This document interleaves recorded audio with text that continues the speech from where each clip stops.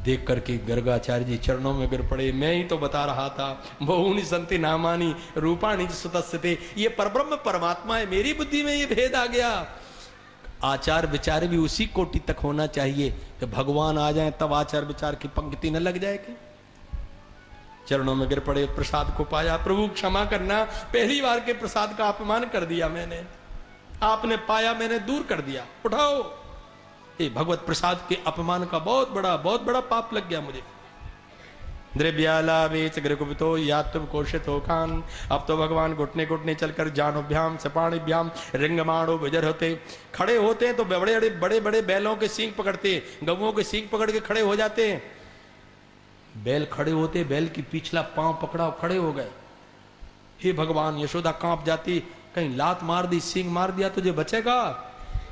अरे भगवान जिसे छू देते उसकी समाधि लग जाती है, उसे पता ही नहीं कि मेरे जीवन का गुण क्या है। ध्यानम मंत्रोत संस्कारा दशैते गुण हेतवा, हमारे जन्म जन्मांतरों के जो कर्म है वही गुण बन करके हमारे साथ लगे हैं। कभी काम, कभी क्रोध, कभी लोभ, कभी मोह, कभी अभिमान, लेकिन भगवान जिसे छू दे उसके सब समाप्त हो जाते। अहल्या के ऊपर चरण डाल दिया था भगवान ने, वो 16 वर्ष की बन गई थी अहल्या, 25 वर्ष के गौतम जी बन गए। और जब पहुंचे अपने घर में, गौतम जी ने अहल्या से पूछा, अहल्या राम जी का चरण छूकर कैसा लगा? अहल्या ने हाथ जोड़कर कहा, प्राणनाथ, राम जी को छूने के बाद अब संसार में किसी को छूने का मन नहीं करता। एक बार छू गए राम जी का स्पर्श नहीं है, तभी स्पर्श इंद्रियों के कारण जीव मारा मारा फिर रहा है। कोमल वस्तुओं के स्पर्श को पाने के लिए स्पर्शेंद्रियां तरस रही हैं और वो नाना प्रकार की वासनाओं में डूब रहा है। तुलसीदास जी ने विरह पत्रिका में लिखा, नाथ ये जीव की गति कैसी हो गई। चंदन चंद बदन युवती तन, चंदन चंद बदन युवती तन, ज्यों चे पामर परसो। इस स्त्रियों के स्पर्श के लिए लगता है, त्यों रघुपति पद पदम परस को तन पात की न तरसो। राम जी के श्री चरणों के स्पर्श के लिए नहीं तरसा। यदि राम जी के चरण छू लिए होते तो संसार में ये सारे छूने छाने की समस्या ही समाप्त हो जाती। इसलिए जीव की वासनाओं का विमोचन तब तक नहीं हो सकता जब तक वो भगवान के पावन पादार विंद से नहीं जुड़ जाता है। तब अंग्रिय मन कृष्ण शरी शर्पंतो घोष प्रघोषरुचरम ब्रज कर्दमेशु तन्नाद हृष्ट मनसा वनसत्तलोकम मुग्ध प्रबीद मधुप्रिय तुरंत मात्रो तनमातरो निजस्तौ घृणया श्रुवन्त्यो पंकांगरागरुचराभ्याम दत्तस्तनम प्रभितो स्वमुखम निरीक्ष मग्ध स्मिताल्पदर्शनम यह तु प्रमोदम यरंगनादर्शिनी कुमार लीला विंतर व्रजेत बला प्रकृत पच्चै प्रेक्षंत उज्जित ग्रहा जरुषंत श्रृंग्यंग्रि दर्श जलदुज कंठ। भगवान कभी भगवान सींग वाले पशुओं को पकड़ लेते हैं और कभी भगवान अग्नि में हाथ डाल के अग्नि को पकड़ लेते हैं। अरे घबरा जाती मां, अरे अरे छोड़, इतना कोमल कोमल है जल, तेरे हाथों में फफाले पड़ गए होंगे। दंश कभी बड़े बड़े तीखे दांत वाले कुत्ता के मुंह में हाथ डाल देते, कभी सांप पकड़ लेते। ऐसी क्रियाएं करने वाले भगवान को देख करके सभी लोग बहुत अभिभूत हो रहे हैं, क्या हो रहा है ये। क्रीड़ा पराबद चलो स्वसतो निषेधुम। अब तो भगवान बाहर जाकर के गोपिकाओं को आनंद देने लगे, चलने फिरने लगे। भागवतकार ने एक ऐसा शब्द लिखा, वत्सान मंचिर क्वचित समये क्रोध संजात हाशा स्तेयम स्वादवत्यर्थ ददिपया कल्पित स्ते योगी। भक्ति योग, ज्ञान योग, कर्म योग, हठ योग, ये तो आपने सुने होंगे। स्ते योग, योग माने जुड़ना, स्ते माने चोरी। ग्वालिनियों के घर का बना दही मक्खन पाने के लिए भगवान अपनी टोली बनाकर दामा सुदामा स्तो कृष्ण मनसुखा आदि आदि को लेकर चोरी करने जाने लगे। अब तो वो छीके पर रखती, रस्सी पर ऊपर टांगती हैं, तो भगवान एक के ऊपर एक चढ़ के, एक के ऊपर एक चढ़ करके तब उसको भी पा लेते। एक ने कहा कि ठहरो, कल कृष्ण को मैं पकड़ लूंगी। तो उसका दरवाजा बहुत पुराना था, चू चू चर चर चर की बहुत आवाज आती थी उसमें। का दरवाजा जब खोलेगा तो आवाज आएगी। रस्सी बांध करके वहां एक घंटी लटका दी थी। भगवान श्री कृष्ण से मनसुखा ने कहा कि आज पकड़ा जाएंगे, क्योंकि आज दो दो कारण है, दरवाजा भी आवाज करेगा और रस्सी पकड़ेंगे तो घंटी भी आवाज करेगी। भगवान कृष्ण का कोई आवाज नहीं करेगा। दरवाजा खोला, बिल्कुल आवाज नहीं आई। घंटी में जाकर के छीके से दही निकाला, मक्खन निकाला, बंदरों को खिलाया, सारे लोगों को खिलाया पिलाया, लेकिन कोई अंतर नहीं पड़ा, आवाज ही नहीं आई। अब भगवान ने कहा इतने मनोयोग से गोपिकाओं ने बनाया है, थोड़ा मैं भी तो अपने मुंह में डालूं। जैसे ही अपने मुंह में डाला और वो घंटी टन टन टन करके बजी, ग्वालिनियां दौड़ गई, अरे दौड़ो पकड़ा जाएगा पकड़ जाएगा।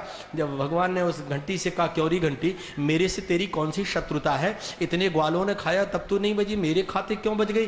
घंटी बोली प्रभु सारा संसार खावे हमें कोई प्रयोजन नहीं, लेकिन आप भोग लगावे घंटी ना बजे ये तो हो ही नहीं सकता है। घंटी का अभिप्राय क्या है? गरुड़ घंटी, गरुड़ जी जब चलते हैं तो वेदों के मंत्र निकलते हैं, और गरुड़ घंटी का अभिप्राय है भगवान को जगाने में, भोग लगाने में, स्नान कराने में यदि मंत्र नहीं आता और आप घंटी बजाते रहे तो आपको वेद मंत्रों का पूरा पुण्य प्राप्त हो जाता है। सास ने बहू रानी से कहा बहू रानी तुम लोगों को पता नहीं सारी बहुओं को क्या हो गया है, वो तुम्हारे नेत्रों में वो नंद का निगोड़ा ही घुसा रहता है। आज घर में समधी आए, थोड़ा ठीक ठाक संभल के बनाना भोजन, ये शक्कर रखी है इसको हलवा में डालना, ये मिश्री रखी इसको खीर में डालना। बहू ने बढ़िया भोजन बनाया, समधी ससुर सब बैठे, भोजन परोसा गया, भोजन करके चले गए। सास और बहू भोजन करने बैठ रही थी। सास ने कहा बहू रानी ये जो मैं मिश्री रख गई थी ये तो जहां की तहां रखी, शक्कर तूने क्या डाला। बहू तो आ करके रह गई, माँ मुझे लगता है नमक का बर्तन खाली पड़ा है, मैंने हलवा में और खीर में नमक झोंक दिया। सास तो लगी चिल्लाने, क्या कहा होगा बता, समधी भोजन करने आए। ससुर तो बेचारे इतने सीधे साधे कभी कुछ बोलते ही नहीं है, लेकिन समधी ने क्या कहा होगा, पहली बार भोजन किया है। अब बेचारी क्या करे, अपराधिनी की तरह खड़ी खड़ी सुन रही थी, अपराध तो उससे हो ही गया था। सास ने भी सोचा इतना डांट लिया, कुछ बोल नहीं रही है, थोड़ा हलवा उठाकर मुंह में डाला, इतना स्वादिष्ट कि जिसका कोई ठिकाना नहीं। थोड़ी खीर डाली एक चम्मच, इतनी स्वादिष्ट जीवन में खाई नहीं थी। बहू के हाथ पकड़े, बहू रानी ऐसे स्वादिष्ट व्यंजन में पहली बार खा रही हूं, तेरे हाथों में क्या है कि तू नमक भी डाले फिर भी इतनी मधुरता आई है। रो पड़ी बहू, तो रो क्यों रही है, इतना स्वादिष्ट तो बना है। बहू ने कहा नहीं माता जी, मैं 1 घंटे बैठ करके पहले कृष्ण को भुलाती हूं तब भोजन बनाती हूं। कृष्ण की याद आ जाए तो मुझसे भोजन नहीं बनता, फिर कृष्ण ही दिखता है। आज आपने जाते जाते कह दिया कि वो नंद का निगोड़ा तुम्हारी आंखों में धसा रहता है। मां उन कृष्ण को तुम नंद का निगोड़ा कह के गाली दे रही हो। मैं तुमको बताऊं, सारे समय मुझे कन्हैया ही दिखता रहा। कभी मेरी गोद में बैठ गया, कभी मेरे पीछे आकर के उसने गले में हाथ डाल दिए, उसका कोमल कोमल संस्पर्श, उसकी तोतली तोतली बातें याद आती रहीं। यही सब करते करते मैंने भोजन बनाया। मां अरे कृष्ण का नाम लेकर के भी यदि कोई भोजन बनावे और नमक तो क्या यदि विष भी डाल दे तो अमृत से भी स्वादिष्ट हो जाएगा। ये भगवान की महिमा है, उनके नाम की अमरता है। जो उनको स्पर्श करता है, जो उनको स्मरण करता है, वो अमृत की ओर ही जाता है। स राम व्रजस्त्रीणाम चिक्रीडे जनयन मुदम। एक दिन मैया ने बहुत संभाला, स्नान कराने ले गई, बड़े अच्छे से गोद में रखा, फिर गर्म ठंडा पानी मिलाया, देखा कोमल है, सिर पर से डाला, घुंघराले घुंघराले बालों में से जल लटका गिरा। कन्हैया बड़े मैया मैं ना नहाऊंगा, मेरे कान में पानी जाए रहो, मेरे आंख में पानी जाए रहो, ऊँ करें, कभी रोने का नाटक करें। फिर भी मैया ने स्नान कराया, अपनी वस्त्र से उसको पोंछा, भगवान को बड़ी अच्छे से बाल गूंथ दिए, काजल लगा दिया, उनको अंगरखा पहना दिया, अंगरखी पहना दी, कछोटी लगा दी पीली पीली, और सब तरह से श्रृंगारित करके कहा जाओ बेटा अब बलदाऊ जी आदि खेल रहे होंगे, उनके साथ खेल खेलो। भगवान कृष्ण गए तो ये तो कोई मिले नहीं। भगवान ने कहा ये तो मिले नहीं, अपने को दूसरा काम करना चाहिए। गोबर रखा था गायों का, गोबर में कूद पड़े तो गले गले तक गोबर, हाथ वगैरह सब गोबर में चले गए। तो उसी को लेकर सिर में माथे में लगा रहे। नारद जी दर्शन करने आए थे कि देखें तो ठाकुर जी की लीला क्या हो रही। तो दूर से जब उनको गोबर के ढेर में खड़े देखा गोमय मंडित भाल कपोलम नौमि निरंतर श्री ब्रजराजम। वहीं से लौट गए। आपकी लीला बड़ी विलक्षण। ये गोबर में खड़े हो, भगवान ने कहा गौ माता का है, इसी से तो सारी पवित्रता है। यही कर करके गौ सेवा करके तो नंद ने मुझे बेटा बना लिया। इसकी महिमा कब समझते हो? थोड़ा गोबर उठाया, नारद जी ने तिलक लगाया, चले गए। लोगों ने कहा कन्हैया जी के दर्शन करने गए थे, नारद जी महाराज क्या क्या देख के आए? नारद जी बोले जो देख के आए सो माथे में लगाए, देख लो, ये यही देख कर आए। अब वो सारे के सारे गोबर में उनका शरीर लथपथ हो गया। निकल करके गए तो ले गए लड़के लोग माँ के पास। यशोदा जी स्नान करके अभी अभी आई थी, जो देखा तो आग बबूला हो गई। अभी मैंने 1 घंटे तक इसको सजाया संभाला था, वो गोबर में सारा का सारा आवृत होकर के आ गया। मैया ने एक हाथ पकड़ा, धम से धड़ धड़ धड़ करके ऊपर से जल डाला। खैर अब की बार न कान में पानी जाए रो, न मुंह में पानी जाए रो। अब बड़े अच्छे से स्नान आदि किए। माँ ने फिर सावा संभाला, और लेकिन झड़कती जा रही माँ। पापी कहीं का, पूर्व जन्म में सूकर रहा होगा, तब तो कीचड़ में लौटता है। भगवान कृष्ण का मां और सब कुछ कहना, 2 बातें कभी ना कहना। क्या बेटा? एक तो गोबर को तुम कीचड़ कह रही हो। मां गोबर कीचड़ है? हाँ मां बोली बेटा ये चूक हो गई मेरे से, कीचड़ नहीं वो गोबर है, लेकिन फिर भी तेरे वस्त्र तो उसमें लिपट गए। और भगवान ने कहा मां आज शुकर कहा तो कहा कल से कभी ना कहना, क्योंकि दाऊ जी मुझे इतना चढ़ाते हैं, अगर तेरे मुंह से शुगर शब्द सुन लिया तो फिर मेरे से शुकर ही कहेंगे। और आपने जो मुझसे शुकर कहा है तो आप सत्य ही कह रही हो। पंकाभिषिक्त सकलावयवम वीक्ष वदति कोप वशाद यशोदा। यशोदा कह रही है त्वम शुकरोसी पूर्व जन्मनि पूतनारे। अरे पूतना के मारने वाले हत्यारे, पूर्व जन्म में शुकर रहा होगा। जो कहा कि 12 भगवान की कथा सुनी वो मैं ही तो था। अरे मां बोली बेटा चुप चुप बस बस, यही तो गर्गाचार्य जी कह के गए थे मेरे से। एक दिन आ गए कन्हैया, मैया हमारे सारे ग्वाल बाल कह रहे हैं हमारी मां बड़ी मीठी कथा सुनाती, आज तुम कथा सुनाओ। मां बोली बेटा रात को सुनाऊंगी, अभी मैं भोजन बना रही हूं, ठाकुर जी का प्रसाद, अभी सुनाओ। वो तो पकड़ लिया उनने मैया को। अच्छा तो अब सुनाई दूंगी, हटी है। मैया बोली सुन, पहले अयोध्या के राजा दशरथ जी थे, 4 पुत्र थे उनके, राम लक्ष्मण भरत शत्रुघ्न। विद्याधन के बाद वो जनक के यहाँ गए, धनुष तोड़ा, सीता बड़ी सुंदर बहू से विवाह हुआ उनका। घर में आए, बड़े आनंद से रह रहे थे। शेष कथा रात को सुनाऊंगी। कन्हैया ने अब पैर पकड़ ले, मां इतनी मीठी कथा पूरी सुनाओ।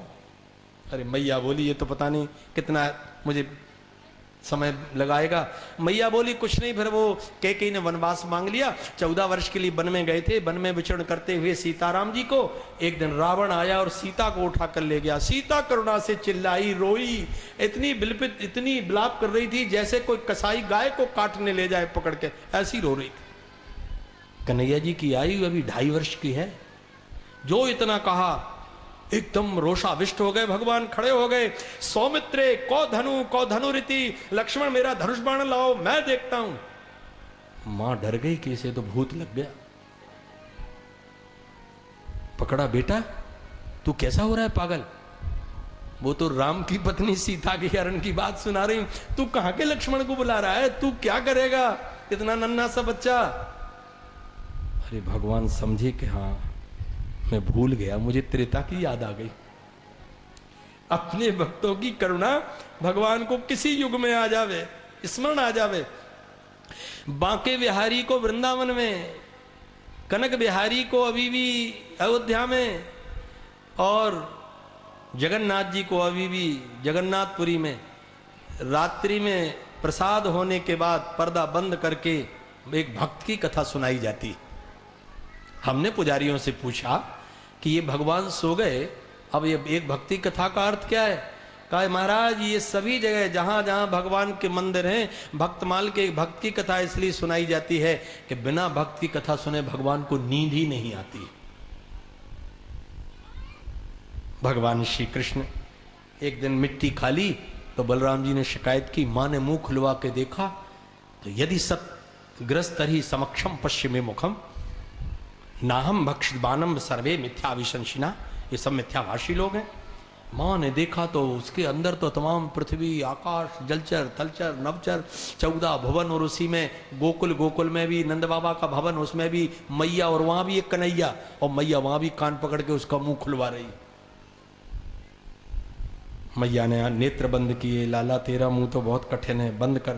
मिट्टी तो नहीं खाई? बिल्कुल नहीं खाई, सब झूठ बोल रहे। भगवान से पूछा, प्रभु आपने मिट्टी खाई थी, झूठ क्यों बोले? भगवान बोले, मैं झूठ नहीं बोल रहा था, मैं सही कह रहा था। क्या? भगवान ने क्या बढ़िया उत्तर दिया।